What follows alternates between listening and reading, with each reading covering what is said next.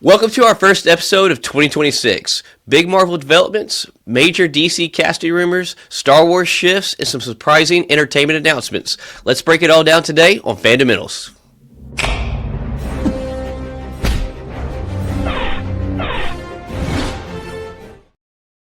2026, we are back.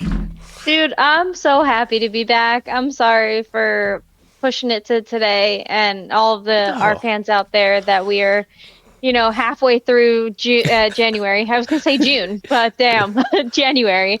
And you're finally getting an episode. I know that you guys have been waiting, so... well, here's the thing. You pushed it back one day, but I pushed it back a whole week. The week ago was my fault, so if you really would put the blame on anybody, put it on me.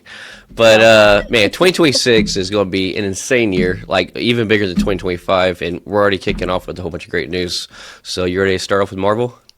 Let's go.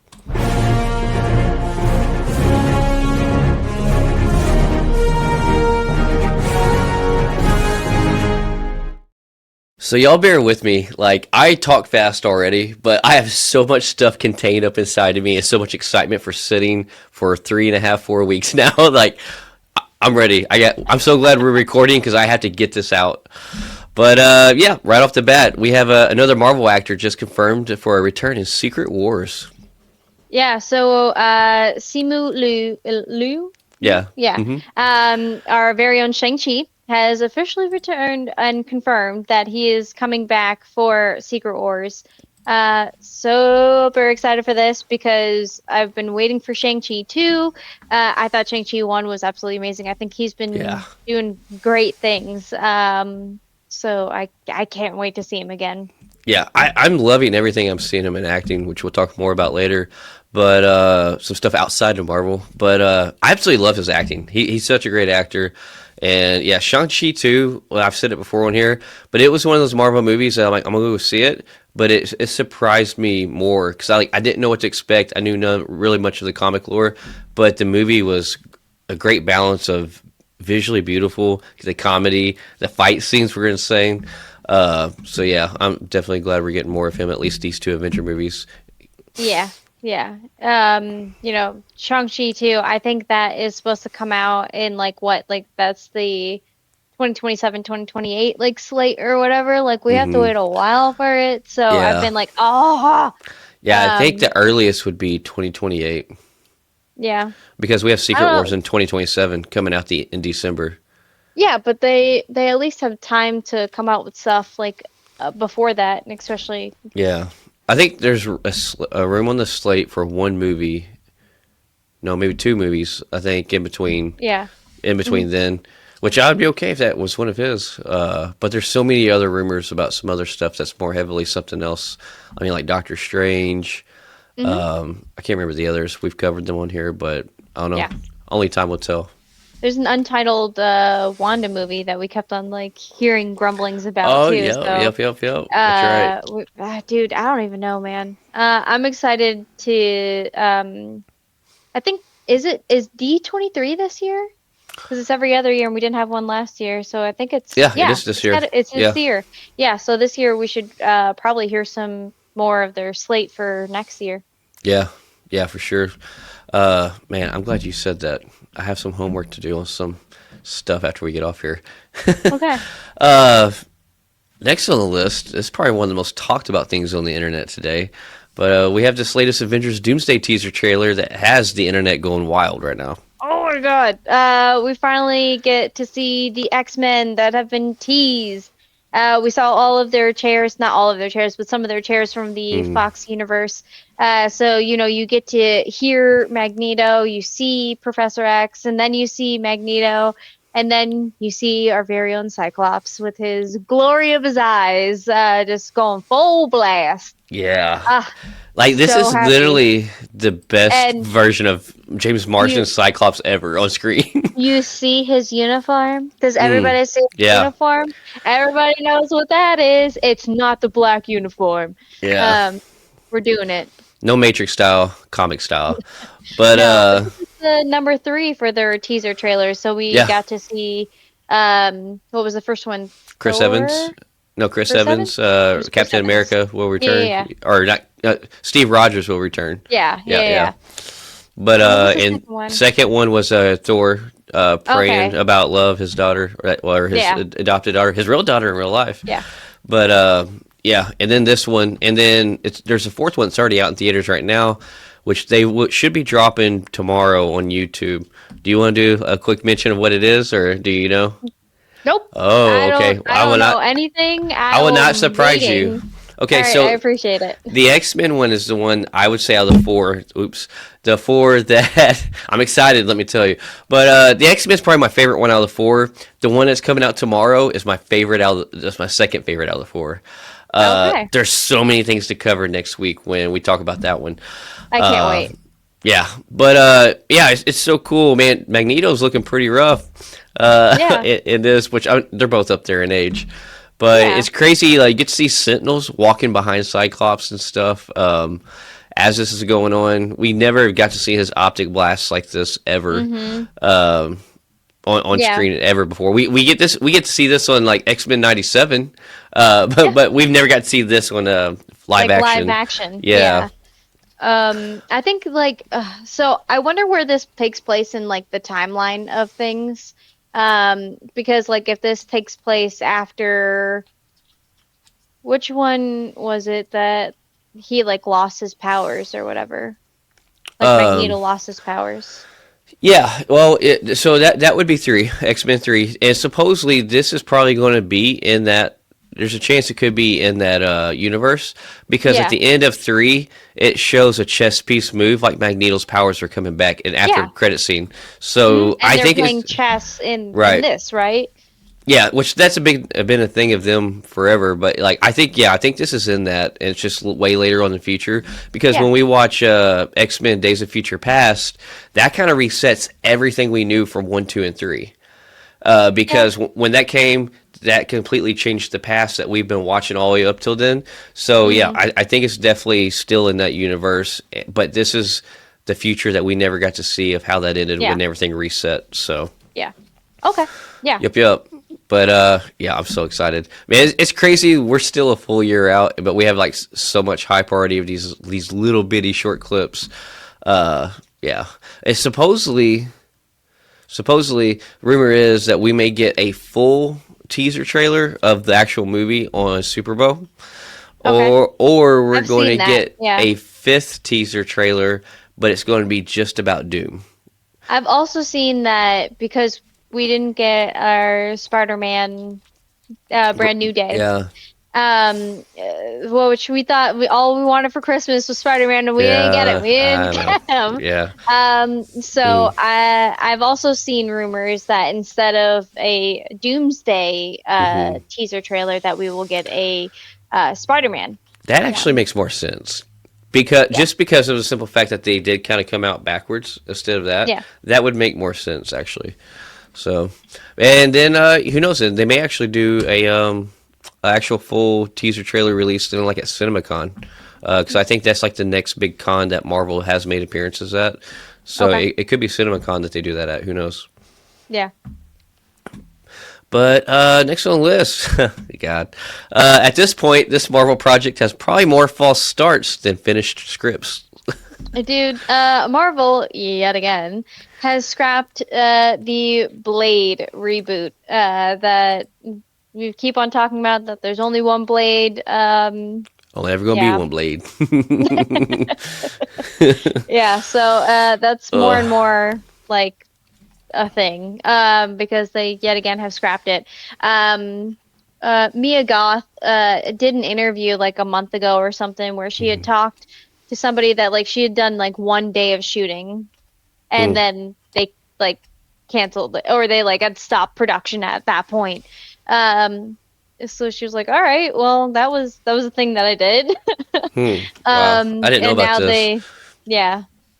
but now they had scrapped it again. So I don't know, man. Like, to know that they used the costumes in Sinners Yeah. for Blade. For that Right. original script, yeah. Right, the timepiece Blade. So like, I really like those costumes. So Yeah. like, what are they like? I don't know, man. Like, why do they keep starting it, stopping it, starting it, stopping it? I guess they're just Yeah. like not ready And I guess we'll just see if it was Mahershala Ali, right? That was Yeah. supposed to be the Blade. But I mean, he's not getting any younger, so like, are Well, we just gonna get a new Blade eventually when they I think decide that they're gonna start? I looked it up that one time, and I think he's only 10 years younger than Wesley Snipes. That's it. He's only 10 years younger than him.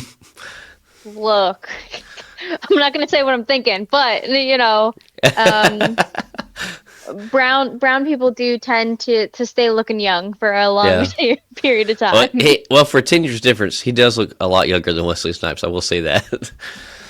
Yeah. But I don't know. We still are supposed to get like that Midnight Suns, something or another. I can't remember if it was a movie or a yes, TV series. well, I think we don't really know, but I think that whichever it is, that's what they do is go ahead and just scrap the Blade for now and bring Blade into that. Let that be the introduction, see how Yeah. people react to it, and then decide what kind of spin-off you want to do after that story's told. Yeah, And I think you're that's gonna kind of where they're headed with it. that's what they should do, and just stay with it. Like don't change your mind. But next, or last on the list for Marvel, Marvel just dropped another look at its next TV show that's coming out later this month.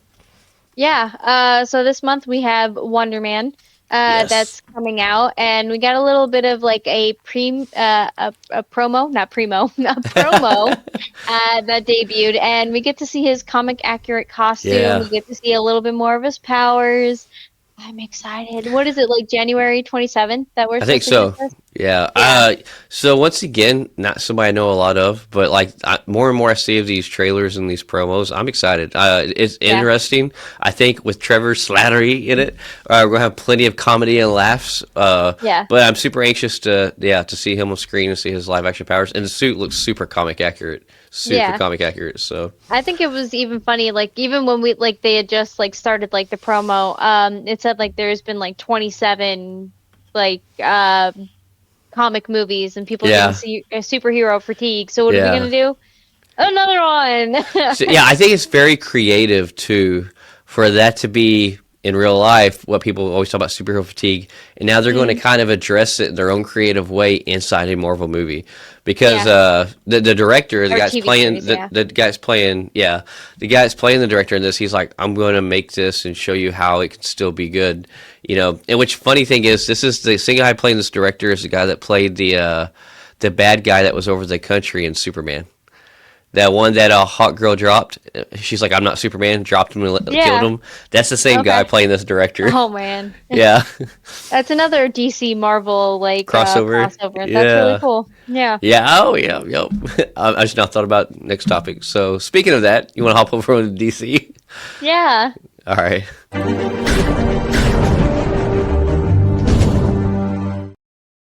All right. So, this latest casting could completely change the tone of the next Batman movie. Yeah, so Batman 2, we officially now know, because at first it was just in talks, Right. but now we know it for sure that Sebastian Stan is going to be in Batman 2 as Two-Face Harvey Dent. Yes. I can see him playing this. I can too. I can too. And to know that he is also a Marvel DC crossover, right? He's going to be starring with Scarlett Johansson, who we don't really know what her character is yet in Batman 2. Supposedly, There are rumors. Yeah. Supposedly, it's Harvey Dent's wife. So we'll see. Yeah, But you would think a name like her, they would give her a bigger role. So I don't know how much to believe that. I don't know. It also kind of depends on like how much she actually wants to be in a like DC movie. Like, you know, like sometimes people just don't care about the kind of role that they have, and they just like want to be in the movie because they really care about it. And so yeah, like because we know that she's gonna be in it, we just don't know who or really what she's gonna be doing. But I think why I was laughing was because in Marvel, he's got one arm. because he's Winter Soldier, and then Yeah. in Batman he's gonna have half a face because he's Two-Face. So he's just a disfigured man. Well, I'm also curious too if we are actually going to see him as Two-Face even in this movie, or will we Eh, get to see more of the Harvey Dent side? Because it's already been confirmed. Also, I forgot to throw this on there, but Barry Keoghan as Joker is going to be confirmed to already be in this too, which we don't know how big of a role. And so hmm we have Barry Keoghan confirmed. We know he's going Yeah. to be Sebastian Stan as Harvey Dent, and yet, oh my God, I'm drawing a blank. Who's the one that's over this? Over the movie, the director. Oh, dude, you're putting me on the spot. I'm so Oh sorry. my I don't God. remember. Oh, Yeah. But anyways, it's not Adams. oh my gosh, why am I drawing a blank right now? Matt Reeves. Wow. But Yeah. can you tell we've been off for a little bit? But but Matt Reeves has already said that he is doing a character as a villain in this movie that's never been done on screen before. So we still have that person to come, and I don't know. Do you think out of nowhere? I mean, we did the Riddler, right? On the first one, that's it. That was the only villain. So do you really think out of nowhere we're going to have three big villains in the second movie? Do you think they're going to go all out like that? Yeah. I mean, they did it with like what was that? Spider-Man 3. Yeah, which everybody hated Like, because of it. yeah, but I feel like if it's done right, if Yeah. they're actually like working together, kind of like how in Gotham, the TV show, Mm, where you have a lot of different villains, but they're done right because they have their own aspects, but they all kind of work together. I don't know, like I feel like it could be done well yeah. and right. Yeah. I guess we will find out soon enough. I mean, we've been Yeah. waiting this long. What's a little bit longer to wait and find out? Because it's been Yeah. what 5 years since the last one? Dude, Four, yeah, four, might have four been at this years. point. Yeah. Yeah, it's been a minute. hmm But yeah, that's all we got for DC. We'll hop on over to Star Wars. Let's go.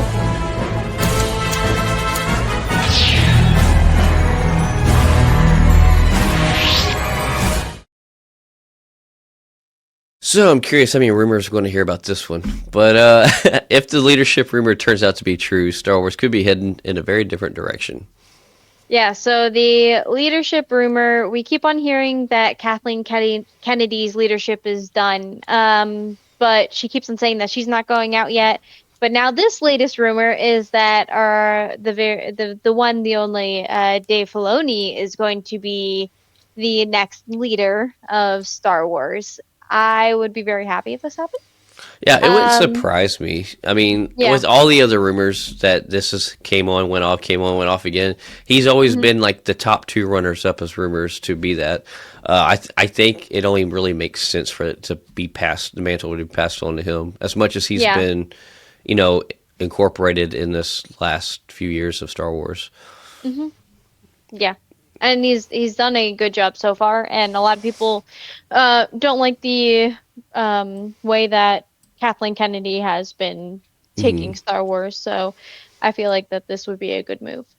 Yeah, I do too. It definitely could hit ahead at least in the more of the right direction, progressive, proper direction at least.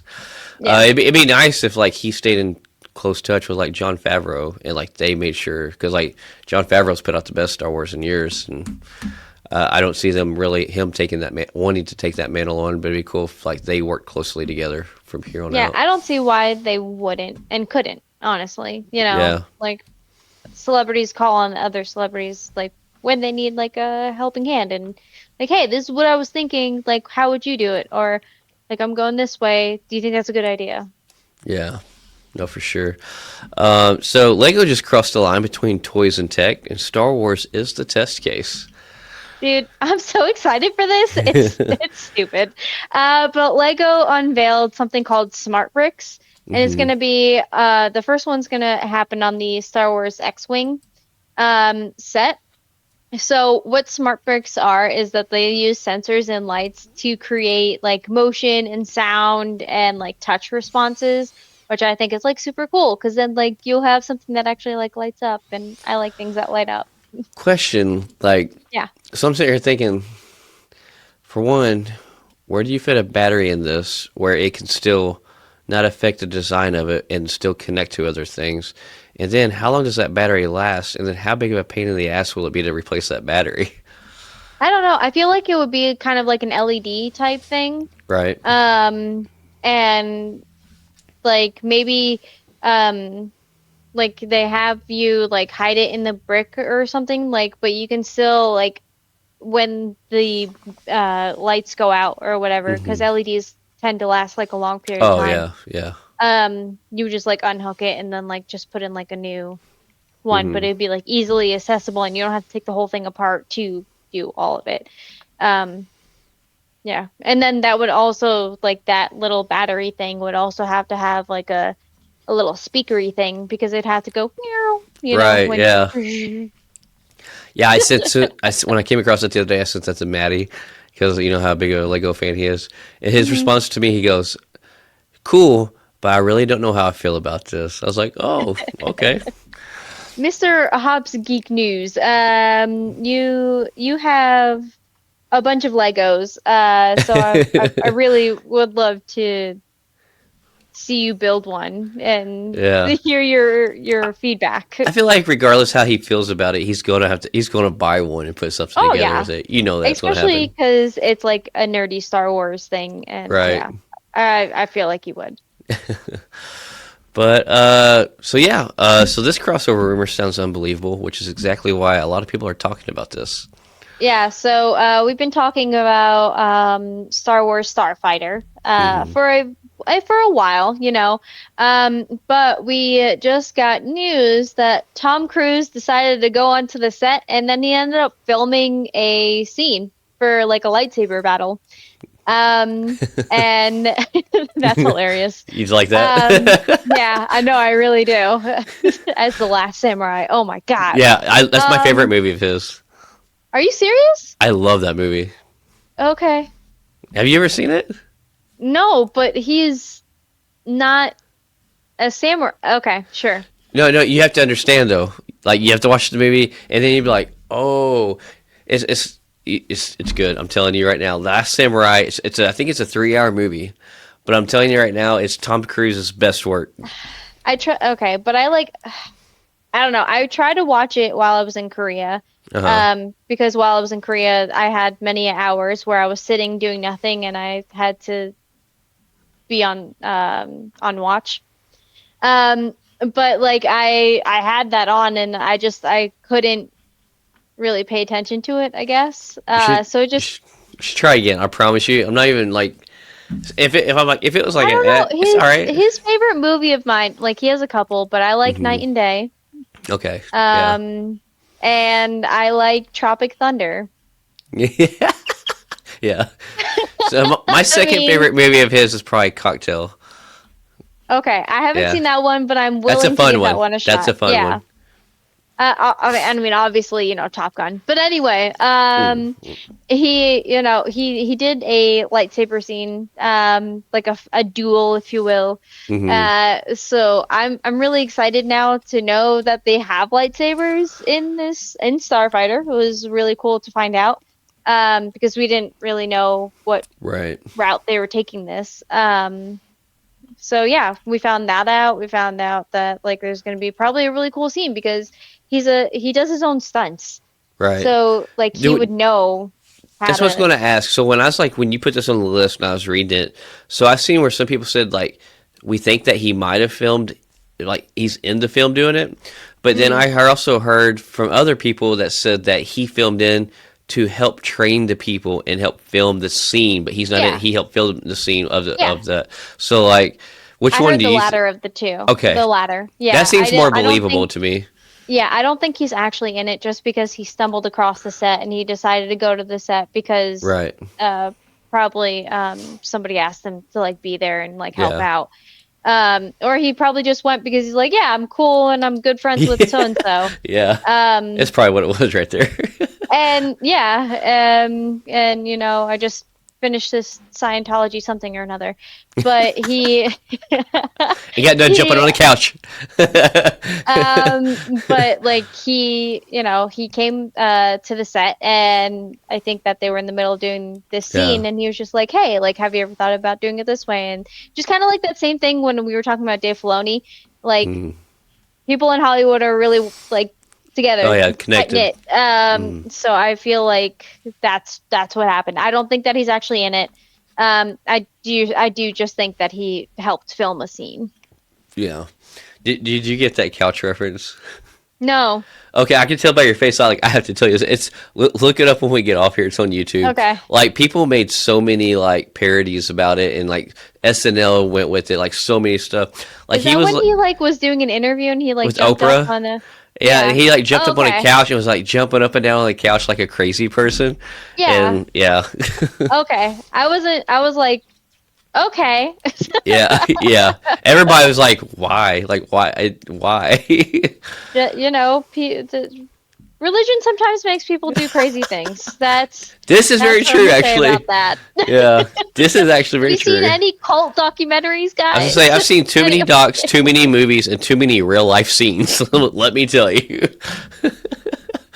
Anyway. But last on the list for Star Wars, we have one single image that just kind of reignited the hype for the Star Wars duo. In case you forgot that it's still happening. Yeah, because it's been a while since we've talked about them. But Yeah. Mandalorian and Grogu, we did get this really cool image of the Mandalorian armor. And Grogu, like a little Grogu in the back. But I really like the armor, and it's like really cool that Yeah. we're getting images of it. Well, it's another movie. It's not Okay. coming out till 2027, I think. Is it? Yeah, that's why I'm like, Oh. like literally, they've already been done filming, but it's literally not coming out till 2027. I totally thought it was this year. I hope you're right. I hope I'm wrong.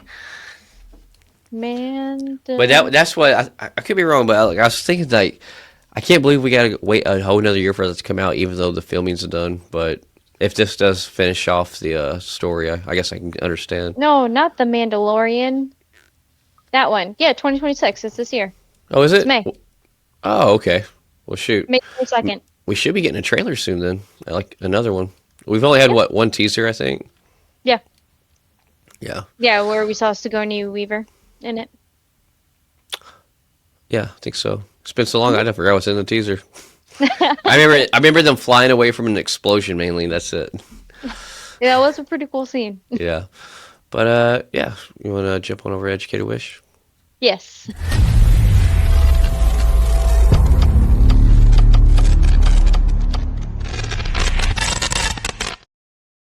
So, this sequel is making a release move this week on streaming. Yeah, so I watched Black Phone 1 a couple of like months ago, but Black Phone 2, I wasn't really sure like why they made it, but they did. And it's going to be released on Peacock on January 16th. So, I've seen the first one, but I've yet to see the second one. The first one was really good. I liked it. Yeah. Yeah, but I don't understand why you would make a second one. Yeah. Well, hopefully we watch it and we're impressed. But if I'm gonna watch it. I don't know if I'm gonna be. I was gonna say, but if we're not impressed, we're gonna keep that statement. Why did y'all even make it? So, but Yes. We will find out. But yeah, probably the best thing right now on TV that's streaming. This Fallout episode might be the actually most unsettling one yet. Yes, so we got Fallout 2 episode 4, The Demon in the Snow. Something that I have just been waiting for as a Fallout player. I am terrified of Deathclaws. And we got to see like at least, we don't know if there's two separate ones or if it's the same one. I think it's two different ones. I think there are two different Deathclaws because in the game you run into so many different ones. You get to see Lucy on Buff Out, and that's a whole experience with the Elvis ghouls. Dude, I really enjoyed this episode so much. I can't wait for Wednesday. Oh, the Elvis ghoul scene with her when she first shoots that first one, then she's like, and then boom, boom, boom, boom, boom. Turns around, I was like, oh, this is cool. She needs to be on drugs more often. Honestly, though, like when you play the video game, like your character gets like addicted to Buff Out. or even liquor. Like you can get addicted to liquor and you can become an alcoholic. But like you do feel like you're kind of like invincible because you're just like running around. You have like different perks that like raise and stuff. Yeah. Um, I love how she's like talking, and she's like, "I'm so sorry. I don't know what's wrong with me. I just getting a little irritable." And he's like, "That's because you're coming down." So you got two options. You can either wait it out and vomit and have a really bad time for the next like 2 days, or you can take more. And she's just like, "I think I'll take more." And she's like trying to like tell herself why she's taking more. I was like, "Bruh, yeah." I feel like because even when like you see alcoholics, like they have their own reasoning as to why they Their need justification. More liquor. Yeah. So to like see this, I've like, and not that I really know anybody that is like on drugs like that. So I would figure that it's kind of the same. But yeah, that's it. This episode was really good. To see the what's his face in the Paladin. The ghoul guy. Yeah, and he went in the armor. Yeah, him trying to come through that doorway. Him trying to go through the doorway. Him trying to get off of the ship. The what is it called? The vertibird or something like that. I can't remember. Yeah, I think so. And onto the other airship, bruh. Hilarious, absolutely amazing. Because like, if you were in a big clunky outfit, wouldn't you feel the same way? Well, that doorway scene to me almost reminded me of. It made me think of a Family Guy scene where it goes a little bit longer than you expected, but it's still funny because you're like, okay, they're going to see him. He's going to struggle 2 or 3 times. He struggled like 7, 8 times and just watched him. It's like almost like the cameraman was enjoying it way too much. They're like, again, right? But yeah, man, once again, this season's it's great. It's just like the first season. I'm enjoying every minute of it.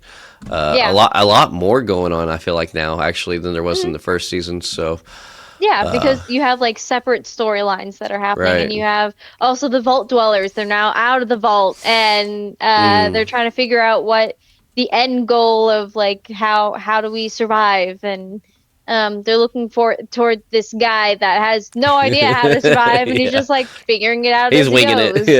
Yeah. And then he's like, "All right, remember to ration your food," and everybody's just like, "Rah, rah, rah, rah." But see, next on the list, so we have one of TV's grittiest dramas now has a clear end in sight. So this is a show that you were talking about and that you were watching. I'm very up to date on it. That's good that one of us is. But Mayor of Kingstown is officially going to return for a 5th season, but it will be ending also with the 5th season. How does that make you feel? Yeah, I think this is actually perfect timing. There's not been ever a lull in the storytelling. But like from the stories we went through with these 4 seasons, I think they're going to end it right on top where it needs to. I think it's at a good point where you can end this whole entire story and it nobody gets burned out on it, or the story doesn't or the show doesn't suffer, from going too long like we've seen a lot of things do in the past. So even though I really, really enjoy this show, I think it's a perfect season to probably end it at a peak. So yeah, if nobody's watched this, definitely watch this. It's really good. Jeremy Renner is great, but like the whole entire cast is great. Yeah. But so some A24 news. This classic legend just got a much darker reimagining. Bruh, this looks so good. It does. So it really does. We have something called The Death of Robin Hood. We got an official trailer. It's an A24 kind of like gritty horror-ish thriller. You can tell too. Oh yeah. It's with Hugh Jackman playing Robin Hood, and he does not look like Hugh Jackman, which is amazing. And Bill Skarsgård is also in it. Our very own Pennywise, the man that I have a newfound love for because I keep seeing him do Pennywise, and I'm like, oh my god, how? There's also I cannot think of her name, but she's worth mentioning too. She's in it. Let's see, Jodie Comer. So she's also in it. That she is the one that is playing that main woman in the blue that we see talking to Yeah. Robin Hood. Yeah. So. I just didn't know who she is. Do you know Yeah. what else she's been in? Yeah, she was in Free Guy with Ryan Reynolds, Sean Levy's movie. Okay. Yeah, Yeah. I'm pretty sure that was Jodie Comer. But she's a pretty good actor. I think that was Okay. her. Let's see. Yep. Okay. Free Guy. Yeah, she's a Free Guy. 28 years later. She was in The Last Duel with Matt Damon and them. The Bike Riders with Austin Butler. Yeah, she was the main woman in The Bike Riders. Okay. I haven't But seen yeah. that, but this looks really good. It looks like it's gonna definitely use color in like a very powerful kind of way because it looks Yeah. very dark. And like we were talking about, like when we were talking about Frankenstein, Yeah. they use colors really well in that as well. So I can't wait to see what they do with this because like you have Hugh Jackman kind of telling the story of Robin Hood and where he is now as Robin Hood. So Yeah, it definitely is not what you expect. I will say this: when I Yeah. heard about it, seen the poster, I'm like, "Cool, washed up Robin Hood, probably." Yada yada yada. I watched the trailer. I'm like, "Holy shit! This is not at all what I expected this to be." It's definitely seemed like a straight up horror movie. I mean, but I'm excited for it. yeah. Hugh Jackman, anything I'm going to watch. So, Did you watch the song Sung Blue? nope. I've been trying the past couple weeks to get to the theater to see it because I don't want to wait till streaming. But Okay. I've just not been able to make it to the theater, so it may be a streaming movie for me. Yeah. Which I'm not like a I appreciate and like Neil Diamond, but I'm not like a huge Neil Diamond fan. So Yeah. if it was a person that I was more infatuated with their music, I probably would have like made a stronger attempt to go see it. But yeah, Yeah, but this is like a story about his impersonator. It's Right, not even about right, Neil Diamond right. himself. And I mean, I love Kate Hudson. oh She's- yeah, 100%. She's been doing awesome things. That movie with I think her name's Elizabeth Moss. No, that's not Elizabeth Moss. God, what is her name? Handmaid's Tale girl. Oh yeah, that's right, Elizabeth Ann Moss or something. Elizabeth Moss. Okay. Yeah. Yeah, she did a movie with her. I think it was called Shell. Yeah, that was really good. I think it was a neon or something, but it was really creepy and good. And Kate Hudson was in it. She also was on this last season of The Voice. She came in as a music mentor for the singers on there as well. She has amazing singing chops. If you guys haven't seen the trailer, at least to Song Sung Blue, she can sing. Yeah, and we already know Hugh Jackman can. So Les Mis. yeah, Greatest Showman. Oh yeah, So- that's you. But yeah, so let's see. So this trailer isn't about the ending; it's about what it took to get there. Yeah. So it's called One Last Adventure: The Making of Stranger Things 5. So as in season 5. So they talk about the like how to do justice in the trailer, like to each ending of the character and the ending of the whole series itself, because like this is the last time you're gonna see them as them. It looks really like Emotional. heartfelt. Yeah. Yes. I don't know if I'm gonna get emotional, but Yeah. like, I think that it'll be good because I really like documentaries, and I'm gonna say something that I guess is like hot take. Stranger Things, like season 5, the finale has had some mixed reviews, but I Yeah. think that overall it was well done. Were there some cringy moments? Yes. But overall, I was satisfied and happy with what I had watched. Yeah. Yeah, I don't feel like, yeah, there could have been some things that they could have done better, like tell us what happened to those pregnant women. Yeah, yeah, yeah. I think there's definitely some areas where it's like, what about? There's like 4 or 5 characters. Where I'm like, what about these people? What happened Yeah, to them? Sarah Connor, what happened to her? Yeah. There's a handful of characters, but at the end of the day, as we all know, I don't think there's ever been anything perfect out there. But for like as long as this ran, and for as many characters that were involved that people were tied to that they loved, I was actually happy with the ending. I felt like overall, for there to be that many characters, I felt like they really did all of the main characters justice. Where like a lot of movies or TV shows, you'll see like, here's kind of how it all ends in one or two scenes, and so it's kind of like a vague happy ending, but it doesn't really hone in individually on the main characters. Where I feel like they really honed in on the main characters individually, and it was a wholesome ending. Like it was so wholesome. Where the proposal, and then everybody which way they went on that was a little cringe. I know.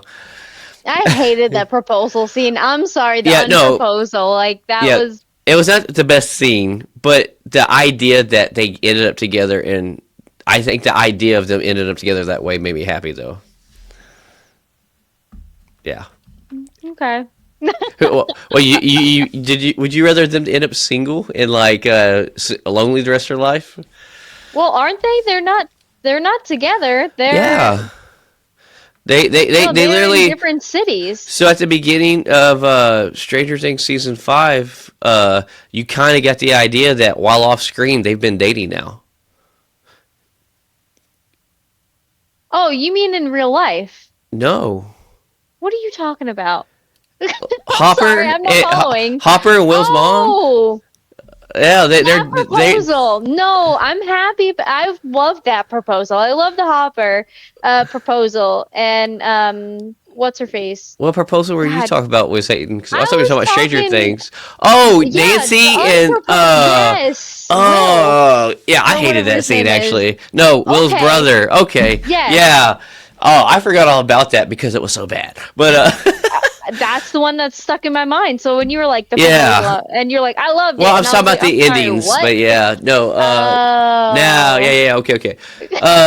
No, I loved Hopper's proposal and like how they ended up, and then like everybody's future. The only one that sucks, is Mike. I felt so sad for Mike. But hey, each to their own. He wasn't my favorite character, anyways. But yeah, the unproposal was cringe. It didn't feel like it should have been part of the It was. I will say this. How about when Steve fell off the top of that tower? I was sweating. I was like, no. I caught myself holding my breath. I took a deep breath. I was like, no. And then the screen goes black too. I'm like, because we knew about the Duffer Brothers on that Jimmy Fallon show, whatever. They kind of knocked Steve's Funko Pop off the desk when they're like, show us what happens with these Funko Pops. And I'm like, I didn't see that actually. Yes. I didn't see that interview. So Jimmy Fallon's like, hey, here's Funko Pops of different characters. He's like, without speaking about anything, do things with these Funko Pops that happens in the season that we haven't seen yet. And so like they're kind of placing them in different people and doing silly things with them. And Steve's Funko Pop, they kind of like start scooting to the edge, and they let it just fall off the edge of the desk. And everybody in the audience is like, no! But yeah, so everybody thought Steve was going to die. And he did fall off. But honestly, though... Yeah. I wish there was at least one death. Like that would have just gut punched 11. You? Yeah. Yeah, because like if you are saying that this is the finale and no one is safe and that like things are balls to the wall, like you're never going to be balls to the wall and everybody makes it out alive. Here's what I will say though. Sean Levy did make a statement. He's like, the way that they did this ending for something like this really has never been done before. And I think that's one of the reasons why. For one, like how I explained how everybody has such individual endings and not just a widespread ending. I think he meant it by that. But then I also think he meant it by there was no big sacrificial death like you see in a lot of things that are intense like this. But yet it was still kind of complete and it worked. So I think maybe that's where Sean Levy was saying like, the Duffer Brothers did something different that nobody's really done before on a big ending for a big series. But I'm not gonna lie, I kind of agree with you though. I don't know who I would have picked, but I don't know. I would have loved a good emotional gut punch. I don't know. What's Rockin' Robin's girlfriend that was there but not there? She disappeared at the end. Yeah, her. Like, yeah. I don't know. Like that would have been an emotional gut punch, though. No, but I mean, like, it would have been if they were like inside of the hospital, like when she first saw the Demogorgon. Demogorgon. Demogorgon. Thank you, Demodog. But like the first time that she saw that, like she would have froze, and then it would have attacked her and ate her, and then like Rockin' Robin would have been dealing with that, and like I feel like that would have been. I would, even though I really love his character, a gut punch. I think that would have been it could have worked as if Hop would have died at the end. No, never kill Hop. Or if like Will had just got done saving everybody at the end somehow, but then right before he could do it just in time, his mom died. Joyce. Yeah. Those two would have been some emotional gut punch. Hop or Joyce. Okay, yeah, so Joyce would have been a gut punch. Mrs. Wheeler, that Karen, would have been a fucking gut punch, yeah. Especially because she like got After out of she her did that hospital badass- bed. Yeah, Oh my god, I love her. Yeah. Yeah, same. Yeah, I don't know, or like honestly, even though I wouldn't have wanted it to happen, Yeah. like Steve or the guy that said if you die, I die. Oh, Dustin. Yeah. Oh, One of them had died. Oh, no. That would have been. If they would have died together, because they said that twice in 2 different seasons, and if he died, they both died together, but they it was for a greater good, like a big sacrifice. Oh, that probably would have been the strongest emotional gut punch, them dying together. Oh my god, yeah. Also, how I thought it was kind of emotional and cool that Dustin's graduating. What he did for his graduating speech was exactly what Eddie said he was going to do. Like that was great. I got goosebumps actually just mentioning that. But yeah, I don't know. I really enjoyed it. I thoroughly enjoyed season 5. Yeah. Yeah. Probably rambled on too long about that. But anyways, so this Tomb Raider casting just added serious weight to the series. Yeah, so we were talking before the break that Sigourney Weaver was in talks to join, but now she's officially actually joined, and so has Jason Isaacs. And if you guys don't know who that is Malfoy's dad, Lucius. Or what I know him from is The Patriot. That was before Harry Potter even came out. He was the main villain in The Patriot, which is a really good movie. They talked about like who they're going to be like online. I don't really know the whole story of Tomb Raider, so like I don't think it's like really worth mentioning from my part, because I'm gonna just like say their names and be like, yeah, that's where they're going to play, but I don't really know who they are. So yeah, if you're interested and actually know more about the Tomb Raider like lore background, yeah. There you go. They are in it, and I'm excited now. I've been excited because Sansa's already in it, and I was like excited to see what she would do. Kind of nervous, excited, but like excited at the same time. But now with these two, I'm ready. Strong cast, yeah. Yeah.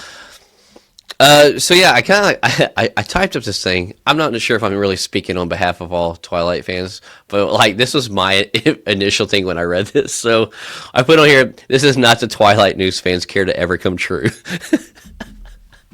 Honestly, I'd be excited to see this. I'm be honest. I want to hear your take on that, and I'm gonna give you my take why. Okay, no, that's absolutely fine. So Kristen Stewart said that she would be interested in doing a Twilight reboot. She is currently right now directing a chronology. How do you say that? No, chronology. Gotcha. A chronology. Chronology, thank you. I could not pronounce that for the life of me. I could see the word, I just could not pronounce it. I have those moments, so it's all right. Remember how I make up words? This is one of them. So anyway, she's interested in actually like directing it. So, and with her like doing that, and that has actually gotten like some like good like reviews or whatever so far. It hasn't actually like come out yet. Sorry, excuse me. But like I think that she could do it really well. Because I feel like because she's been in it, because she's had the backlash of like everything that was wrong with the original Twilight. Her. She she's had better moments, and so has Robert Patterson, who is now our Batman. Yeah. Yeah. Our other So bat. I feel like it wasn't really like her. I think it was more along the lines of like the writing, like Jasper's whole thing in that was interesting. As somebody who's read the books and has seen the movies, I think that like she could do it well. She's saying that she would be interested in doing it. She wants a higher budget than what they had. I don't know. I'd be interested to see like how she actually would do it, and I would care to see it, at least the first one. Because every now and then, yeah, I'll rewatch Twilight. I'm that girl. Yeah. I'm sorry. No. So, fun fact, I actually enjoy watching Twilight. I have zero problem with it.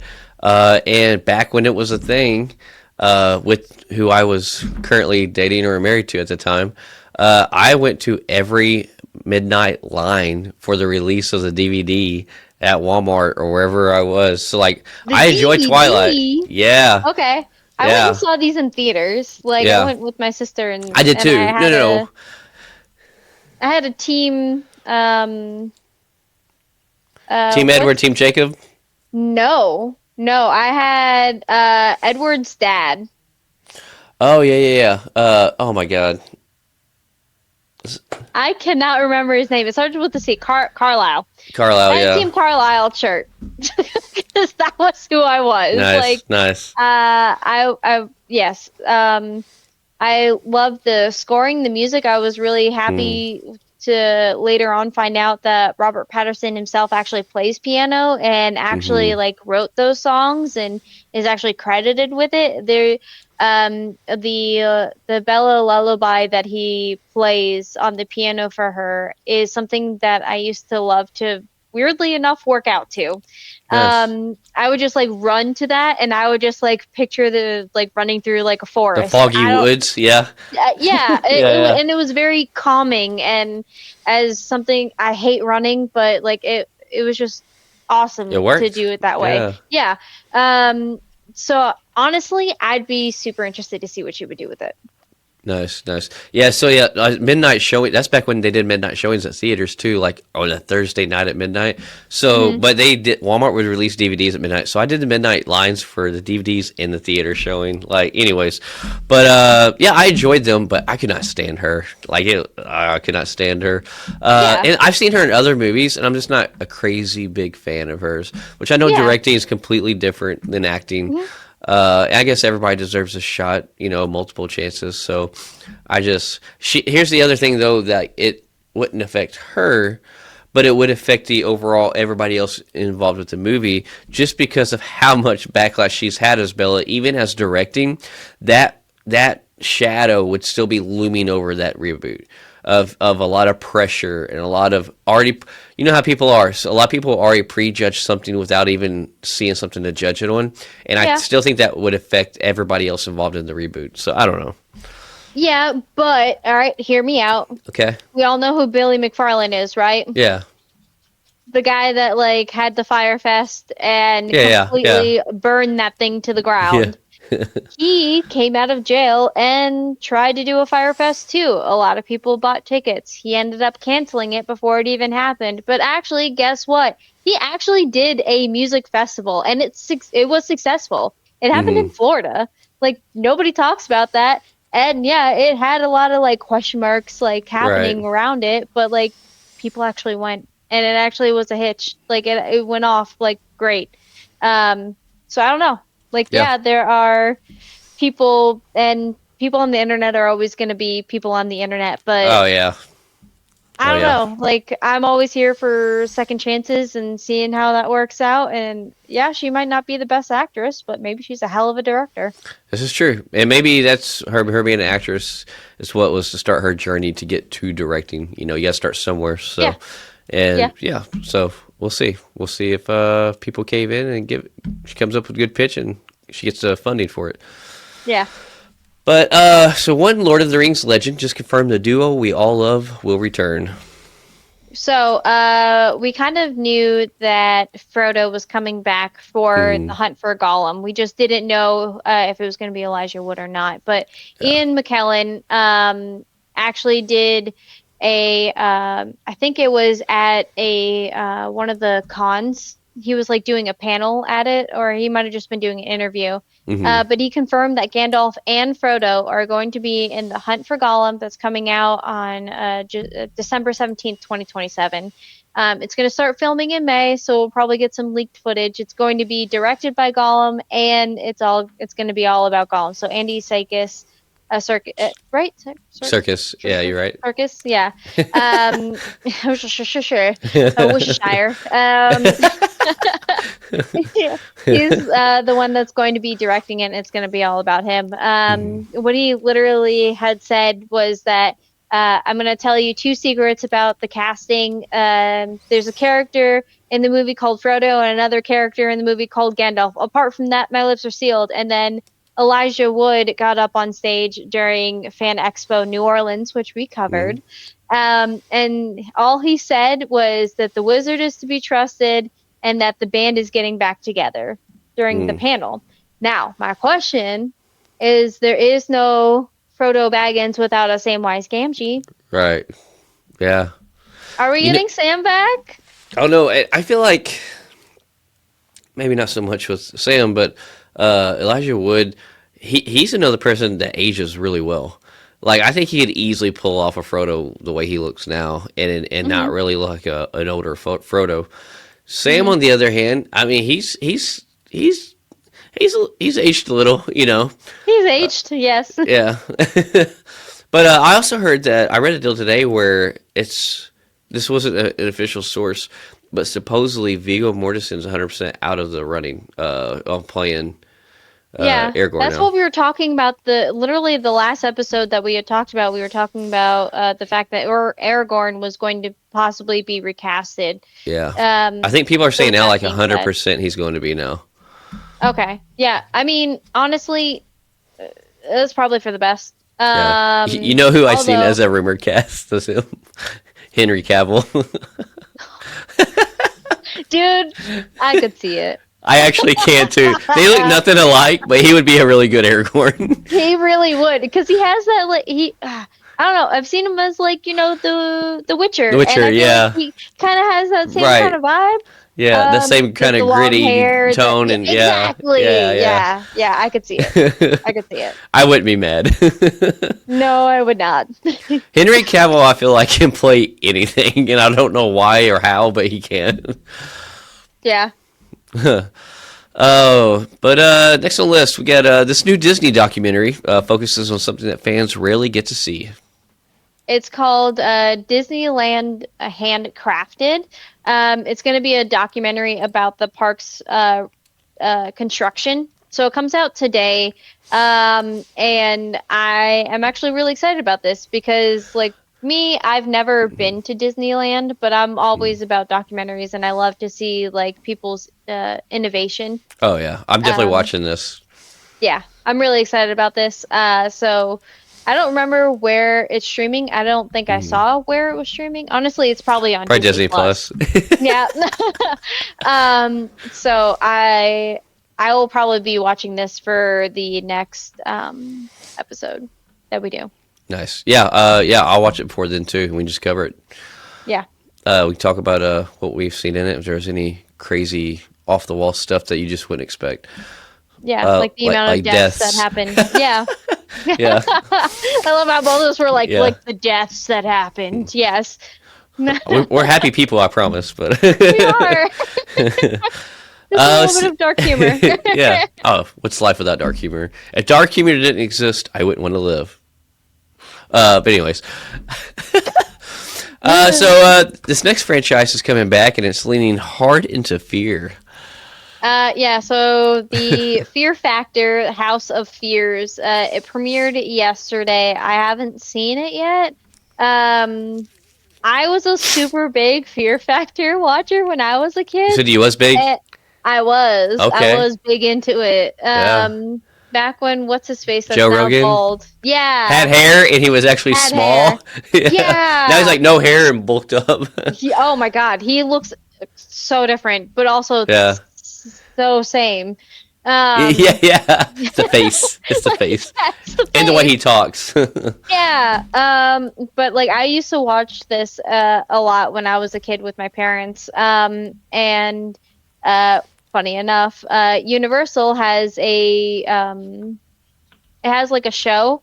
Like, you know how parks, like theme parks have shows. So Right. they have a show that they do for Fear Factor. And that was like one of my favorite shows to go and watch with my parents was the Fear Factor show. So yeah, super happy that they have this back. I'm crazy nervous about how it looks. Yeah. I'll watch it. I'll watch the first episode and then I will make my judgment call if I'll keep watching it or just stop. Yeah. This might be just like I wait for first season to be done and then I just kind of binge watch it in the background while I do something else with my life. Yeah. I do like Johnny Knoxville though. So let's see. So we got one of the world's biggest music festivals is making a major global move. Yeah, so Tomorrowland is traditionally a European music festival, but it is debuting its first Asia event in Thailand in December. So December 11th to the 13th, they're going to be there. So that's super cool, dude. Yeah. We going to go to this one? We should go to this, I feel like. Dude, I so cannot go to Thailand even if I wanted to. I have a couple of friends. They play music. They're married, but they also play music together, and they travel around here in the U.S. I think they're from Oklahoma. So they play some kind of like acoustic set, Americana, but like gritty. And they sing about things, and there's lyrics that come out. You're like, oh shit, did they just say that? They're hilarious and they're great and they're talented. But they are actually in Thailand right now as we speak, and like posting all kinds of pictures and stuff. So it looks That's pretty cool awesome. over there. I've seen pictures of Thailand, and it looks absolutely beautiful. Yeah. Yeah, maybe one day in my lifetime I'll go, but not anytime soon. So yeah, I'm excited about this next one. But the immersive art experience is finally heading to LA. Dude, so Meow Wolf, there's like, I think 4 different areas or 4 different places that you can go to a Meow Wolf. Vegas is one of them, and Santa Fe. in New Mexico. Yeah. Yep. And then Houston one. has one. Yeah. So Los Angeles is actually opening up a Meow Wolf in late 2026. Yeah, so I've officially been to the Meow Wolf here. I went a couple of weeks ago, and actually got to like experience it and walk through it and the whole thing through it. Yeah, nice, cool. Yeah, it was really dope. Super happy that I did it. I did like the one in New Mexico more just because of how much more interactive it was. Yeah. This one wasn't as interactive, and I was kind of like, oh. The Santa Fe one, I think, is the original first one, I believe. I think it's the very first one that was done. Yeah. Okay. I like how each one of them has their own like different story too. Yeah. Like no two are the same.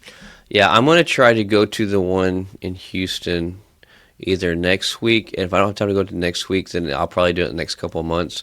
But then I have to go to the LA one once it comes out. Yeah. Yeah. Let's see. So this Bond rumor actually makes a lot of sense, and I wouldn't be mad about this. So we're talking about Bond, James Bond. So the rumor of who is going to be playing the next James Bond is Callum Turner. Turner. Wow, Yeah. I can read today. I could see him. I can see it. I just like because of like what we talked about before. They said Yeah. they wanted to go with someone that's not as famous, and he's pretty well known. Yeah, he's pretty well known. I see them going maybe with like a first time with this of a younger Bond, you know, and he could be. I mean, he could be a Bond for a while, but I think he'd be a slightly different take to what we've seen on screen of Bond. But I think it could work. Yeah, I feel like he has the body and the charismaticness Yeah, that you need. that's literally I literally was about to say his charisma. But yeah, you're right. uh, so let's see the next one. We have a lot of news that's been news and rumors come out this lately, but we have this Mhm. potential casting that could be absolutely perfect for Disney's next live action movie. Right. So the next one that we're talking about is something that we had talked about a couple of months ago, and it's the Mm-hmm. live action Tangled that I'm like super excited about Hmm. because I love Tangled. I do too. But they casted Rapunzel and Flynn Rider. Hmm. And so a while back we said that Scarlett Johansson was in talks to play Mother Gothel, and she had like been Hmm. kind of like confirmed when we really actually talked about it. But since then she has backed out because she is officially in The Exorcist and Batman 2 Hmm. now. So now Catherine Hahn, who is Agatha all along, she is actually in talks to play She would be Mother Gothel. perfect. Oh God, I would I love to hope see her that do this. gets confirmed. Yeah, yeah, But yeah, yeah, I think those two would be great casting for them. yeah, Main thing I really know her from is in Titans, watching yeah. her play. Oh my God, purple hair, red dot. Raven. Raven, thank you. Wow, drawing a blank there. But yeah, her as Yeah. Raven. I don't really remember if I've seen her in anything else, but So Flynn Rider is going to be played by Milo Mayhem. hmm, He's apparently from Zombies, which is like a Disney I have seen this. Yep, I've show, I seen think. one show, one episode. Yeah, I haven't seen any of this, so that's more than me. And Tegan Croft is the Rapunzel who's from Titans. Yeah, There we go. yeah. Let's see. So yes, they are really doing it again, and it is coming to theater. Yes. So Jackass 5 is coming to theaters in June. Um, yep, that's what I have to say about that. So like growing up, a lot of people liked this show. I guess a Mm, movie. I will hmm. say it never was my thing to Yeah, watch. same, same. Uh, the only Johnny Knoxville thing that I just I laughed so hard and I thought was hilarious, which came from Jackass, was the movie Bad Grandpa. Did you ever watch That was that? great. That Oh was yeah. hilarious. That was That so was funny. Zac Efron and De Niro, right? Oh no. That's Dirty something. Grandpa. That's Dirty Grandpa. Dang it. Now, Bad Grandpa's. So Jack, there's different scenes where bleh, you can't talk to Johnny today, Junior. But where Johnny Knoxville would dress up and put prosthetics on and look like a real life like Grandpa. And he would go around and do pranks on people, and people would think he's a real old man. It was just kind of like push the buttons with people, and just kind of see like how far he could get away with stuff. Or he'd be like walking down a set of stairs with a cane, and then and people think like some 80-year-old man just fell. Yeah. So that became one of the most well-loved scenes from Jackass. He decided to make a movie about this grandpa. Oh, okay. And so he actually in this movie he really it's not Johnny Knoxville dressing up. I mean it is in real life, but you think it's a story about this guy who really is this old man, but it's Johnny Knoxville. Mm. It's like his wife dies and his granddaughter or daughter comes and drops off her kid that she don't want no more in the middle of the funeral and leaves, and then he has Oh. to, and then the whole movie takes place with him taking the kid to it's his real dad, and so it's a cross country trip of this grandpa and this grandkid who don't know each other, and it's wild. Like it's obscenely wild.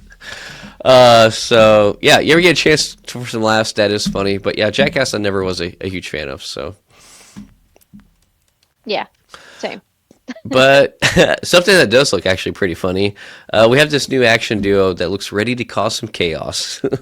It yes. So the movie is called The Wrecking Crew, and it's there was an official trailer that came out. Mm-hmm. This comes out to Prime on January 28th. It's got Dave Bautista and Jason Momoa in it. It looks really funny. It does. It looks like a lot of action and really funny. And it's mainly like about like two guys that are like buff and yeah. but the comedy just in the trailer looks like legit funny comedy. It don't seem forced or like, God, this is a forced thing, you know? It doesn't feel like uncomfortable. No, it feels very natural, and I feel like it's going to be some good comedy. I love at the end of the trailer when, what's his face that plays Ned in Spider-Man comes through. Anyways, guy plays Ned in Spider-Man. He comes in through the end of it, sees both of them in those shirts that we just showed. He goes, "You look like if The Rock screwed himself and had twins." But yeah, I don't know. Jacob Badlands or something like that's his name, I think. But anyways, yeah, it looks funny.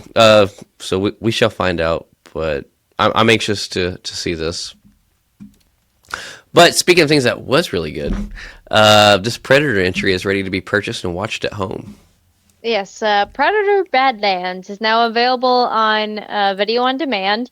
We don't really know yet when it's coming to streaming. I'm going to assume next month. Mm-hmm. I bet you're right. Yeah. I'm just going to wait until that happens and then see it like that. Just because my life is getting really busy already because it's this year. It's next year. It's this year. It is 2026 officially. 2025 was the slowest, fastest, longest, shortest year ever. Dude, we did some really cool things in 2025, though. We did. Yeah. We're about to do some cooler, Hannibal. a whole bunch more cool things in 2026 too. Yeah, I can't wait. But so we got this documentary celebrates a legend who redefined comedy. Yeah, so this is actually a trailer that I forgot to watch, but Same. I can only imagine. It's the only trailer I didn't watch. Cool. All right, so dope. That's great. It's 2026, new year, new us. Anyway, but is it though? No. All right, so the documentary is called Mel Brooks, the 99-year-old man with an exclamation point. They had a little trailer that came out about the documentary. I know that I haven't seen the trailer, but I love Mel Brooks. Oh yeah. I think that he's done some really great things with comedy, and I'm really excited for Spaceballs 2 to come out. So this documentary comes out on January 23rd. It's definitely going to be something that I'm going to make sure that I actually watch. 100%. Probably, if not the day that it comes out, the next day. I am really interested about this documentary because in my mind, he's definitely one of the greats, one of the guys. That's, he's a staple in Hollywood comedy. Yeah, definitely a giant staple. Yeah. Which I feel like, honestly, if you talk to a lot of your comedians, your older comedians, stuff he was an inspiration for a lot of them too. So. But next on the list, speaking of old comedies, this new project is bringing back a very specific era of comedy. Yes, it's called National Lampoon Hollywood Hustle. So National Lampoon, they had announced the fact that they were going to do a movie called Hollywood Hustle. It's going to be with Mickey Rourke and Alec Baldwin, which are two names that I never thought that I would see together. Yeah, me neither.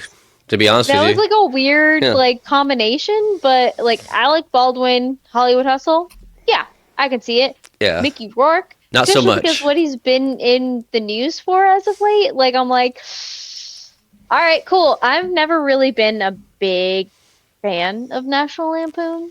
Same. That's it. So that's another thing. Okay. Cool. No. So that's something that's so well loved by so many people. Yep. And I've watched them. But it never was my cup of tea. It didn't pull me in or just laugh so hard. Even an unpopular opinion, hot take, National Lampoon's Christmas, I think, is so overrated. I do too. And like Honestly, so if many I'm people going love to- repeating it. Yeah, that is just. I feel like we're watched good. that once, and I Yeah. was like, okay, cool, I did it. Same. I will not be doing that again. I watched it for the first time 3 years ago. Okay, I watched it before that. Like, Yeah. it's been more than 3 years for me. It's 3 years ago, and I was like, "This is what everybody Probably goes crazy about- over." 11 years ago, and I still don't get it as to why people talk about it like the way that they do. Mm-hmm. Because if I'm gonna watch like a Christmas movie, and I tend to not really watch Christmas movies. I do like the like the Hallmark, like Yeah. occasional every now and then, like those kind of Christmas movies, because I'm that person that when I'm alone, I just want to like watch like my little Hallmark Christmas movie. Mm-hmm. But I'm gonna like when AD is around and like it's like family time. Something that we found out this year is that the Jumanji remakes with Kevin Hart, those are Christmas movies. Okay. Because they happen during Christmas. That is the only reason why. Same thing with Harry Potter. Those are Christmas movies. So we binge watched all of those for this year, but normally like our Christmas movies that we watch are like Home Alone, Santa Claus, Elf. Yeah. Yeah. My favorite Christmas movie is one you never hear people talk about, but it's really good. It's animated, and I don't even think it's really labeled as a Christmas movie, but it takes place at Christmas, and it has Santa in it. But is Rise of the Guardians, where Chris Pine plays the voice of Jack Frost, Hugh Jackman's the Easter Bunny, Jude Law's the Boogeyman. It's really, really good. I saw that once. It's a really good movie. I've actually seen that, yeah. It's a DreamWorks movie, I think. No, I know exactly what you're talking about because I can see the trailer for it. I don't know if I've actually ever seen it. You get like the Sandman in it, the Tooth Fairy. But yeah, I love that movie. That's probably my favorite movie that I would call a Christmas movie.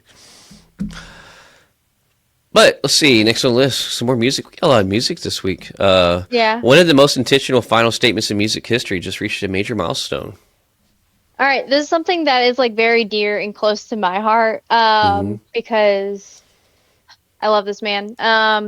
But David Bowie's final album that came out called Black Star it turned 10 this year, which means it's 10 years of anniversary of his passing, which no one knew about, but he knew about, and just sang that beautiful song that is on that album. It's just absolutely, God, it's such a good song and such a good album. I have like one of his vinyls that I have for like my record player, and that's like one of the when everybody's like, oh man, I wish I had seen this person before they had passed in concert. This is one of the people that I always say, like, I always wish I had seen David Bowie and Freddie Mercury. Those are my two. Yeah. Oh man, I can't imagine seeing Freddie Mercury live. Oh man. Yeah. That'd been awesome. Yeah. Or the two of them together singing Under Pressure. Oh my God. Yeah. Right? Right. I was just singing that song yesterday. You did. You did that. Oh, is that with you? It wasn't. I forgot that was even the message. Well, I didn't sing it to her, guys. Like, listen, I typed it in a text, okay? But anyway. With the bums as well. Oh my God. I know that was not. Yeah. I know that was like completely off key and not anywhere near what it was supposed to be. Yeah. But it made me happy. It was stuck in my head for a whole hour after that too. Yeah, I'm not mad. I was not mad actually. I was watching Severance, so I was just like, "Yeah, that's cool." Yeah. Oh, I'm so happy I was watching Severance now. Is it not so good? Okay, yeah. Honorable mention, real quick. Like Severance, she's watching Severance. I am. I have one last episode to watch. We binge watched it in 2 days, and we put the last episode on. It was 10 o'clock. And... the last episode, the host of all of it? Yes. Oh my God. Y'all started that, yesterday? Or Sunday? 2 days ago. We started on Sunday. Oh my God. That makes me even happier. No, yesterday was Sunday, Saturday. Oh, yeah. Saturday is when we started Tuesday. It. Yeah, I know. It feels like a Tuesday. Yeah. But we started it on Saturday at like 7 p.m. and we got halfway through the first season and it was midnight. And AD's like, we have to go to bed. And I said, no. That's I great. was like, no, we don't. And he's just like, we have to get up for the dog in the morning. And I was like, that's cool. It's only 10. I touch my phone. I see it's midnight. I damn near cry. Yeah. I'm like, no. So we went to bed. We woke up and we had, we pretty much just binge watched it. And we got to season 2, episode 8. And I was like, okay, it's 9 o'clock. Go ahead and like put on your last hookah bowl for the night because like at 10 o'clock we go to bed. Mm-hmm. And we watched episode 8 and he looked at me and he's like, are you sure? And I was like, I'm so ready. And he put on episode 9 and I knocked out immediately. And then he grabbed the remote from me, which woke me up. He pressed the skip intro and then like pressed the home button so it got out of like the show. And I looked at him and I was like, what are you doing? Press play. And then watched like 2 seconds of it and knocked back out. Dang. So yeah. What is there? 3 seasons of that show? 2. There's only 2? There's only 2. Yeah. Oh, dang. They confirmed that the 3rd season is happening. I don't think Ben Stiller is going to be the director of the 3rd season. That's right. No, you're right. I forgot about that. Yeah. Oh my god. But someone who didn't follow Severance before, I sure fucking know a lot about it. Yeah. Now I can happily get on New Rockstar's Nerd Riot and get you a Lumen shirt, and like you know what it is. Yeah, bruh. Oh my god. Oh. Yeah, I have to. All right, after this, I gotta go downstairs and finish it because it's been on my mind all day, and I have been on the go, and I need to watch the last episode and put a heating pad on my back. We're almost done. So next thing on the list, this Godzilla entry is getting a sequel on the big screen. Wait, no, one before. Oh, you're right. I'll do that next. For the one time. Okay. Yeah, I'll do it next. Yeah, all right. So the Godzilla entry that is getting a sequel on the big screen, we're talking about Godzilla Minus Zero. It's the Godzilla Minus One sequel, and this comes to theaters officially on November 6th. It looks... Happy birthday to me. Just from the logo. Yeah, happy birthday, Blake. Happy. That's why they did that. Have a Godzilla movie. But yeah, I'm super excited about this movie because I love Godzilla. Yeah, even the terrible Godzillas are still good Godzillas. So back to the other title I skipped, which I don't want to because I'm super excited about this. This creator clearly knows exactly where this story is going for the second season. Okay, so something that came out, and you said that you had started it, and I was like, all right, I'm just going to wait for all of it to come out, and I binge watched all of that on Saturday because I had to watch that before I started Severance, by the way, is Pluribus. It is so good. Okay, it is. It's so good. If you guys haven't watched it, it's officially all out. The last episode came out December 24th for season 1. You can kind of wait if you want to watch it, but it's good, so don't wait. The show definitely good. Pluribus, he had said that he has ideas for like 4 seasons. But unfortunately, the wait for like season 2 is going to be a long one, is what he had said. And there's no date. We know that there's going to be season 2, and which is good because season 1 ends with a huge cliffhanger. Huge. But it's so good. Yeah. It's so good. I don't think I've ever heard the name Carol mentioned as many times ever in my life till I watched this show. Good morning, Carol. Yeah. What was Hello, it? Carol. Carol Sturka or something like that? Yeah. Oh, man. And anything I thought of Carol, I immediately thought of Daryl and Carol. So every single time that you were talking about Carol, and I was like, I don't even care about that Carol. And now I have this Carol. I'm like, oh, so many Carols. Yeah. I will say the other Carols are way more badass, but this Carol's pretty cool. Cool. She is. I don't know if they were meaning to do this in the show, but it was very questionable that they chose the American to be the only one that was like fighting Oh, it. I never thought about that. Yeah, we said that the entire time. We were like sitting there and we were like kind of Hmm. just watching it. And we were like, is it weird that But she everyone wasn't else the in the only nation? person. Right. And but eventually, because they didn't even know about that guy at first, but she only chose people that spoke English Hmm. because she only wanted to talk to people that could speak her language because Yeah. English is the only language. And she's like, all right, what are we gonna do about them? Like everybody else in the whole world except for the six of us or whatever. Yeah. So yeah, interesting. Interesting. It is. It's interesting when you look at it through those eyes. It's true. So last on the list, we have this could be the most interesting superhero movie pitch yet. I'd be down for this. So Nia DaCosta, she is known from directing the Marvels, Hmm. wants to direct a live-action Invincible movie.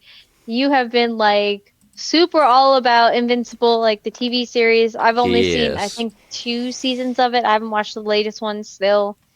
Um, or I got halfway through the third one. Isn't there 4 seasons? I think there's 4 now. Yeah. Yeah, there's 4, and they're making a 5th one. Hmm. Which is, Um, I mean, I absolutely loved Invincible. hmm. It just was hard to follow because sometimes they would push the seasons out in like 2 chapters, and then I would forget when Hmm. the second chapter came out, and then I would forget Yeah. what happened in the first chapter. I don't know. They're definitely entertaining, and before Yes, there was even the animated series, I mean, they came from a comic they have book. the comic books. Yeah, Hmm.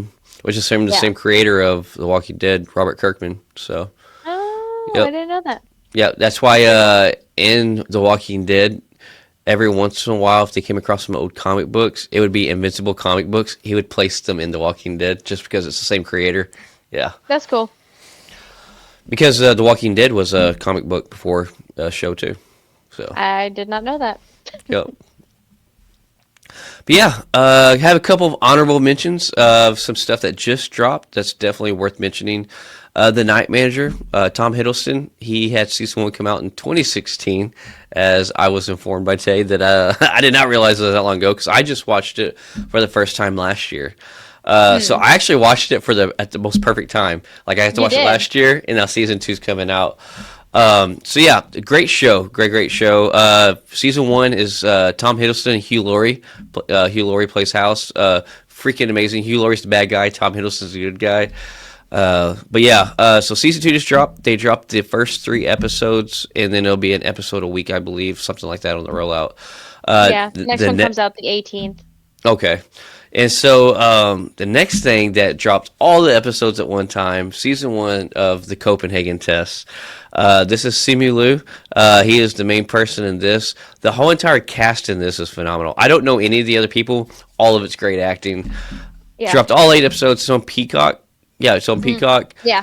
So freaking good. Every episode Yeah. leaves you hanging to where you're like, I'm ready to watch the next episode, kind of like Severance. So that's one Yeah. thing I have to say is good about Severance. Every episode left you like, oh my god, I gotta find out what's next. Like they Yeah. make you push that play button to next till you fall asleep. The yeah, the last episode that I watched was all about Harmony, Mm. and like she went back to the Salt City or whatever, Salt whatever city. Mm. Talking about And I Severance. guess Yeah, yeah, yeah, Severance. And the last episode that I had seen yeah. was like That the last one before the dilapidated finale. little Town. town. Yeah, Yeah, where Lumen apparently like made that town become a thing, and then they left, and yeah. yeah, That one was kind of like it dragged for me a yeah. little bit. I can agree with Um, okay, cool. That's the only episode that I was just like, bro, what is happening? that. Like, Yeah. why did we have all of this? And then now I'm just like, The Copenhagen test though, like it's creative, it's suspenseful, and it's a mhm. really unique take that makes you question too, like, man, what is all these different governments capable of that we don't know? But Ah, yeah, okay. yeah. And then you got it's so good. Just I'm not gonna say no more. Just go watch it. So The thing that I also watched on our break is Emily in Paris. They had season oh, okay. 5 that came out. My Did you enjoy little, it? I did. Okay. I very much did. And the last thing that they put on the Emily in Paris, like as it was turning black, is that like there's going to be another season. So Oh, there is. Were they talking about this being the yeah, last season? no. Or there was some change or something different in this season that you'd covered? Yeah, there was a lot of the characters that were in or a character mainly, I guess, from Mm-hmm. the other 4 seasons wasn't in this one. Okay. But I really liked it. I really enjoyed it. It's one of my guilty pleasures, honestly. So I don't know when they're coming out with the next season of Emily in Paris. But yeah, it was good. I'm really happy with where it's headed. And yeah, they had Minnie Driver show up in this. Okay. Wow. Yeah. Huh. She. I haven't heard that name in a long time. And she is very big person in this, and she's going to continue to be in Emily in Paris in season Nice. 6, wherever it's headed. So, yeah. Nice. A couple of things I did watch like while we were gone too. I did go to theaters to see Anaconda. Okay. I will say it's funny. I will Okay. say it's one of those you watch it once, you probably never watch it again. Okay. There were some moments that kind of like this is okay, but then there were some moments you're like, okay, that was pretty hilarious. And then there is a scene toward the end where you're like, oh, this person showed up, and that's it. So yeah, it has some funny moments in it. It was just nowhere near as funny as I hoped it to be, especially with Paul Rudd and Jack Black. But it's still worth watching one time to get a good laugh. Okay. The other one I watched was another one that people are going crazy over, Marty Supreme, Timothy Chalamet. So like for this row, it's about a professional ping pong person. I can't remember what time era this took place in. I think it was the 80s. But Timothy Chalamet in real life practiced ping pong for 7 years to play this role. I am not surprised about that, honestly. Yeah. And He I will seems say, like one of those people that would do that. I will say this: the more I see him and stuff, the more and more I'm liking him and having a good respect for him. This is probably one of his top best roles he's ever played. There is a lot of young people that are like going on and like crazing over this on social medias. So that's also another reason, mainly why I watched it. I think the cinematography was great. I think this is A24 movie. I could be wrong, but I think it's A24. I think so. Like I said, Timothy Chalamet playing his character was phenomenal acting, but his character I could not freaking stand. He was insufferable. Like no, he literally was an amazing ping pong person, and this is a real, true story. But was just a complete shit of a person, but justified it because he was a good athlete, if you want to call it that, of ping pong. Yeah. And so his character, it bothered me. What took me away from enjoying the movie was just how awful his character is. But his acting to play this character, phenomenal. I mean, like it was good. He's a great actor. Yeah, he is. Like I would put this up there as equal, if not a little bit better, of his acting in Dune. Yeah. Bite your tongue. Okay. No, I mean, like, and his Dune acting was really good. I mean, really, really good. I would put this as for the equal. next Dune that comes out this year. Oh yeah, me too. That's the end of this year, right? I think. Yeah. Oh yeah, same day as Doomsday. I forgot because people are calling it Dunes Day now. Yes. Which Yes, is actually pretty clever. Yeah, it's great. But yeah. Did you see Avatar: Fire and Ash? Oh, I did, because I did go see the Chris Evans. I was gonna go 4 weeks in a row to see all the trailers. When I found out a week later, they're dropping them on YouTube a week later. I'm like, I have not seen these in theater 4 times. So I did get to see the first one though, Chris Evans, Steve Rogers one. Avatar: Fire and Ash.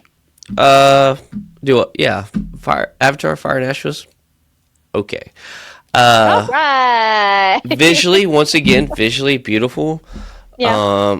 I feel like maybe this is just me, but I feel like every single Avatar movie, they're giving you the same story about the same characters and just replaying it. It's weird. I mean, literally from the first movie, it's the same guy defeating the same guy. 2, Okay.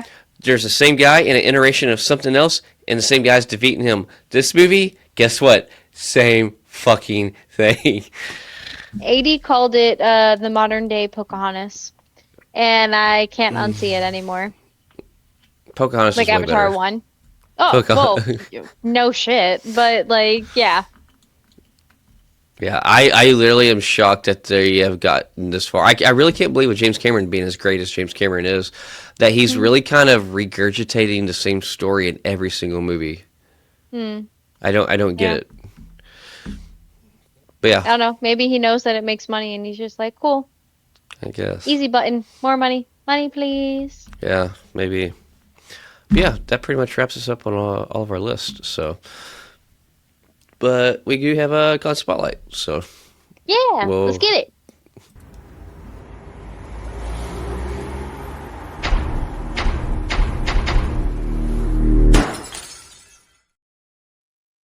So once again, another fan expo. If they're on the calendar, it's hard not to talk about them because they have always a great lineup of celebrities. But yeah, we have Fan Expo Portland, Portland, Oregon. It is January 16th through the 18th.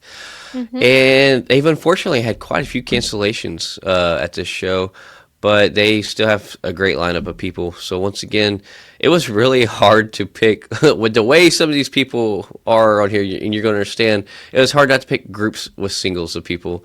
So once again, if they're on the list, I'm sorry, you can hate me. I'm always going to put them up there. But yeah, the Hobbits are still doing their tour. So we have Elijah Wood, Sean Astin, Billy Boyd, and Dominic Monaghan. Why would you not go see them? Why would you not get their autograph all in the same picture? And why would you not go see their panel? Yeah. So yeah, obviously Lord of the Rings is going to be there. Also, we got Josh Holloway. Josh Holloway is known from Lost, which if you're a big fan of Lost, but also from Yellowstone. If I'm sure he's in other things, but that's the only two that I know enough for me to get a signature for that. And yeah, we got Carrie Hughes. So yeah, Princess Bride. That's my Robin Hood. Saw. Whatever you pretty much seen this man in. He's been in a lot Robin of things. Hood, Men in Tights. Yeah. He was also in Ella Enchanted. Yeah. And then he's actually, I think I read a thing the other day. He's trying to get another Saw movie going, and he's trying to be in it. He was only in the first one, but he's wanting to get another one going and be in it again. Ah. Yeah, and I know I've said this guy before, but if he's on the list, I'm gonna put him up there too. Mike Coulter, man, Luke Cage, and also in Evil, which is my latest obsession of a role he's been in. Like, God, I loved him in Evil. If you haven't seen that, definitely go see it. And then nostalgia hit hard with this one, and I don't think I've ever seen this much of the '90s Ninja Turtles cast in one place from the original movies. But yeah, we have Judith Hoag, Brian Tochi, Ernie Reyes Jr. We have April O'Neil, the Ninja Turtles, and them's going to be there. Here's the rest of the Ninja Turtles that are going to be there: Ken Scott, Robbie Wrist, and Shredder. Let's see, how you say that name? Francois Chow, I think. Sure. Yeah. If I butchered that up, I am extremely sorry. But yeah, it's going to be great. There's a whole bunch of other people that's going to be there. Portland, Oregon's usually, I think, a pretty good sized Comic Con as well, as always. Usually most of your fan expos are. But yeah, a couple of things I picked that I would love to attend was they're going to do a Lord of the Rings trilogy or trivia thing, which I think that would be so fun. I feel like I know a lot, but also I probably get there and I'll probably be embarrassed by how much I don't know. But then I thought what was really cool, you see a lot of sketch duels at different cons, and it's usually just people out of the crowd, which is awesome. I think that's fun. I was a part of one and did really bad at it. But You didn't do terrible. but they actually have a sketch duel here for the comic book artists. So I thought that would be really, really cool to see one with actual comic book artists, like true professional artists, go head to head. So yeah. Hell yeah. Yeah, both of those sound great, like especially because I had never seen like a sketch duel or whatever until we went to Missouri. Hannibal. Or I went to Missouri, yeah. Yeah. Yes, the Big River Comic Con. And damn, that was actually really cool, dude. I wish I could go this year. Yeah.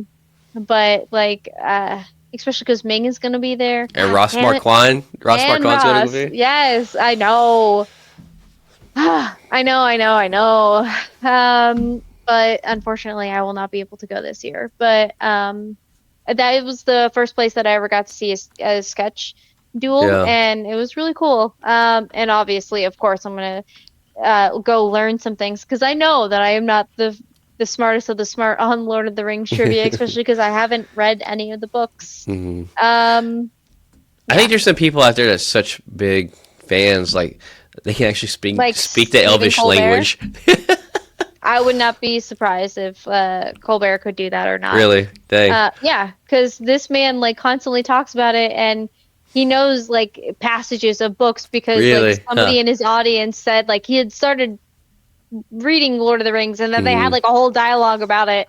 Yeah, he was just like, oh, wait till you get to chapter blah blah blah of like, or yeah, and he is a very big fan of Lord of the Rings.